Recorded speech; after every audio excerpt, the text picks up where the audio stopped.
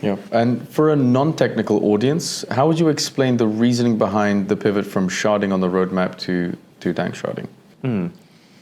Yeah, so sharding in the original vision basically said that you would have the layer 1 protocol would handle scalability of data and scalability of execution, right? It would handle scalability of everything.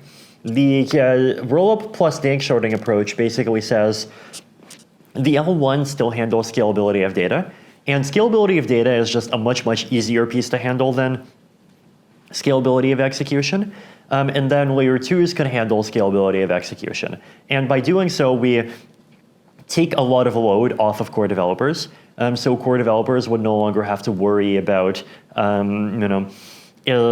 doing all of this execution scaling stuff at the same time as they're already insanely busy working on the merge and improving the efficiency of Geth and doing all of those things.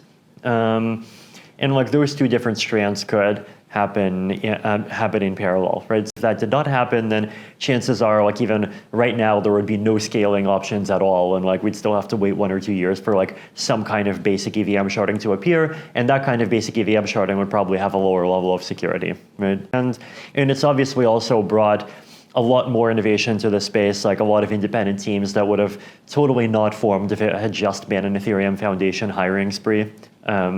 There's, like, I think from a technical perspective in terms of what properties it gives users, like whether something is done by layer 1 or by a layer 2, for execution, it actually doesn't matter much, right? It's like actually pretty much the same security properties in a lot of ways. The difference is like basically standardization versus customization, right? And like layer 2s are definitely more on the customization side than like the strong layer 1 approach.